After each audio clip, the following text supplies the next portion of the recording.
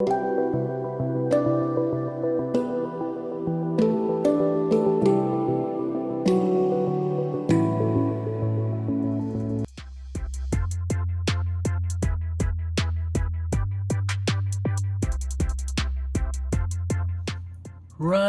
what have I got today? Just a very quick one today.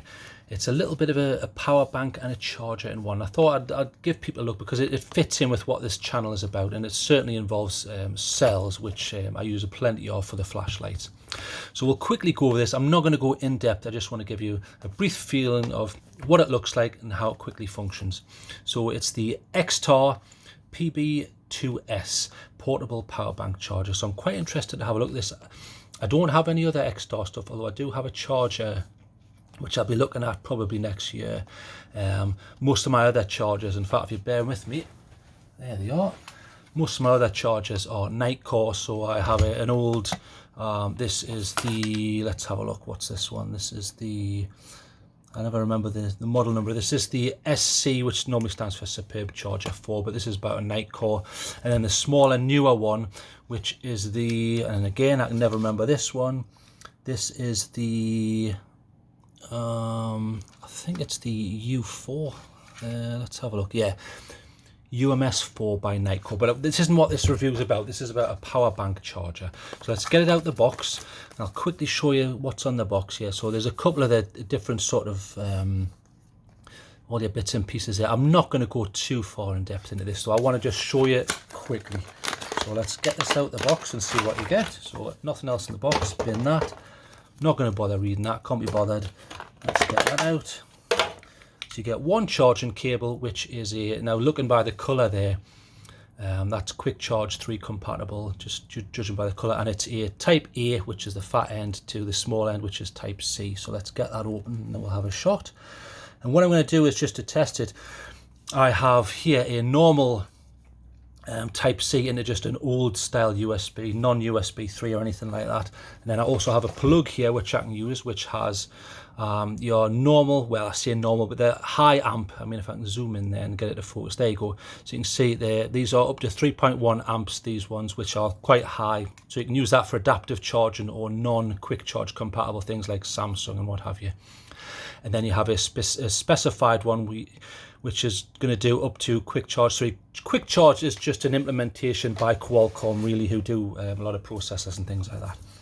So let's have a look at the unit. So pretty nice, not too big. If you look at that, you can fit that in my hand, although I am quite tall, I have got big hands.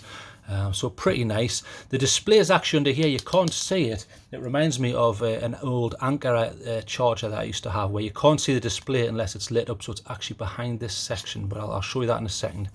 It's got a couple of inputs here. This is in and out, so type C, so I'll show you a type C connector. In fact, there you go. So there's your type C there.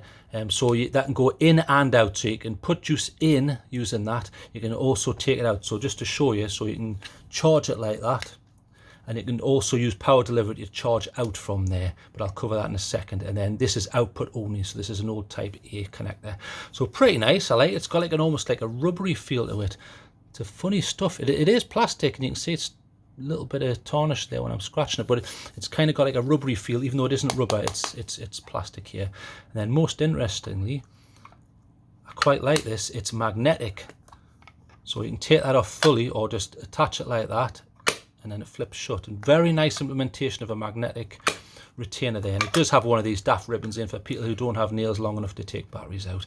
So let's get a couple of cells in. So just to show you what it will be capable of, here's an 18650, so I'll stick an 18650 in there, and you can also stick in cells up to 21700. So nice to see. I'm impressed with that.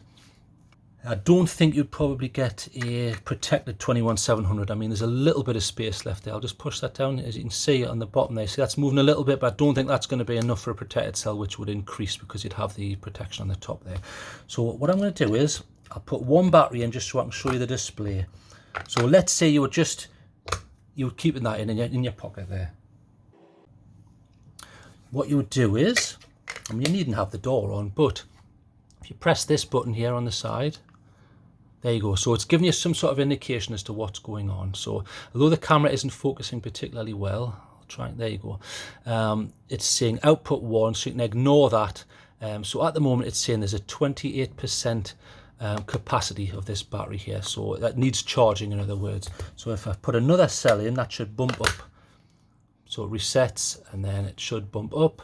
So 14% in total. So good God, very low. So they both need charging. Or if I take that one out, it'll just read this one, and it's saying very low, about, I mean, that even seems too low. Yeah, that's a bit more accurate.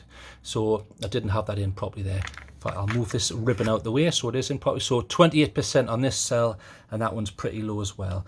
So what you can do is you can use this to power things. So I'm going to put it on charge just quickly. So to show you, I'll firstly use just a normal input here. So straight into the type C. Nice to see, I like type C. Then right, it's showing you what's happening here. So it's saying in. So you ignore this for a second, the capacity. So it's putting in around, I mean, it's saying 4.8 volts. It's about 5 volts anyway.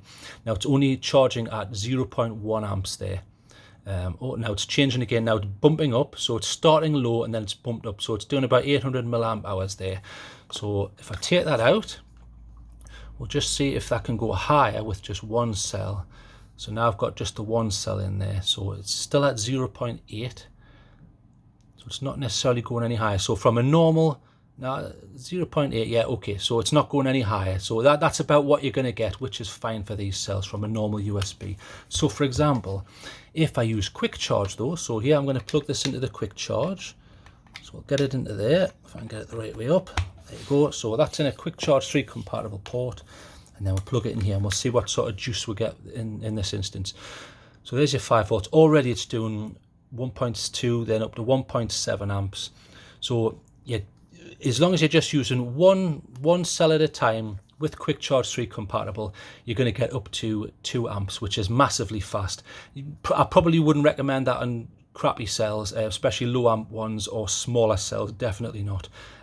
So try and use 2. You know, if you stick 2 in, that's probably going to jump down. In fact, I'll put that in the right way around. So if we do that, let's see if that goes down. So it's changing now, right? It's gone up, so it's doing 8.8 volts. So it's going straight up to 9 volts, or it's trying to get close to there, 1.6 in total. So very interesting. So it's bumped the voltage up there, but it's not able to put any more juice in. So if you want maximum juice into one cell, just use 1, and then this will probably jump down 1.6. Let's see if it jumps back up again. 8.7, 9, over 9 volts now. So it's adjusting depending on what's here. So 1.5 amps just into here. So then it's probably going to go up to 1.7. So nice to see. So you can fast charge on this. You can also charge from this. So if I stick a couple of cells in, and I'll show you that.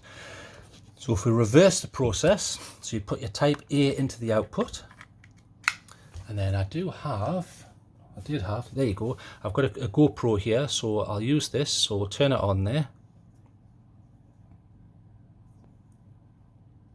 If I can get it to go on.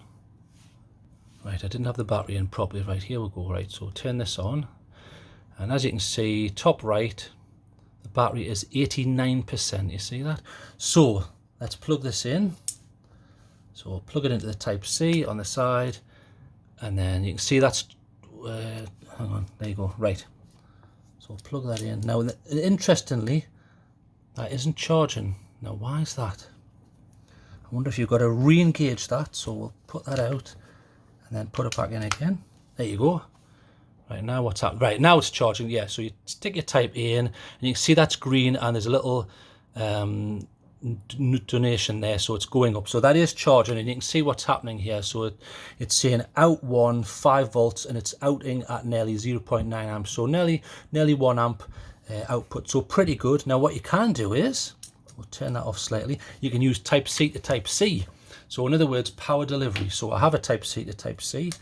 So you put your type C in, and then through power delivery, these two will negotiate, and you should get a good charge out of it. So let's have a look. So I'll plug that in, and let's have a look. Yeah, see, it's gone green, so it is charging. So let's see what that's charging at now. So power delivery, type C to type C, not an issue. 5 volts there. It's currently outputting at 0.7 amps, so no problem. and that should, yeah, that's still charging there. That should negotiate and go higher eventually, but pretty decent, depending on the draw of the device. Now, interestingly, I just want to point out, not all devices will be power delivery compatible. So in other words, you can't always do that. For example, FT03 here, I'll just quickly show you. Type C. So if we try Type C to Type C, let's see what happens. Still green, not charging, no output. In other words, they haven't implemented a chip in here to allow power delivery, which is disappointing. But not the end of the world. Hardly anyone uses that. I do on a lot of devices, but I know a lot of people don't, which is fair enough. So quite an interesting device. I'm very impressed. Very simple controls, one button. It's either on or off. And when it's charging, which I'll show you, I'll plug the cable that they gave me in. So plug that in. When it's charging, you can switch between the bays. Let's have a look. So there, B1 stands for bay 1, so this is the one on the left, and it tells you what's happening here. So it's currently drawing 3.6, in other words, it's charging at about 1 amp. And then bay 2, same 1 amp. So it's sticking 1 amp in each of these, so pretty impressive. In fact, yeah, so that's impressive. So I'm very happy with this. It seems to accept a multitude of cells all the way up to 21700. I like it. It's pretty light, got a nice rubberized feel. One button, simple. It's got your USB in or out with power delivery. It'll do quick charge 3. It'll do 2 amps if you want, although I would only recommend that on certain cells. What more do you want? And I quite like this magnetic cover. Look at that, dead easy. So I am going to start carrying this more in my backpacks and using this as a means of charging things. I think that's absolutely fantastic. It's certainly bang up to date. The only issue I would have is you want to be careful. You probably don't want to be putting 9 volts and 2 amps in certain cells. Keep that for the larger ones. You know, if you've got a really small one, stay away from that. But very interesting. So I'm going to charge these cells today to see if I have any problems, and if I don't, I can't see any major problems with this. Pretty good, decent. I would probably want a little bit smaller if they could shave some of the height off, but you know, not the end of the world. So I'm going to give this a quick mark out of 10. I'm going to give it a 9. Not a lot I would change other than maybe add another button where you can change the input, so you could see, right, I only want half an amp or 1 amp in that cell. Other than that, what else more can it need? And maybe shave some of this height off here and down here, but they've done a decent job. And these magnets work. They're kind of like the tip 2 magnets where they actually work and stick. So nice to see. So 9 out of 10. Enough of me waffling. I'm off.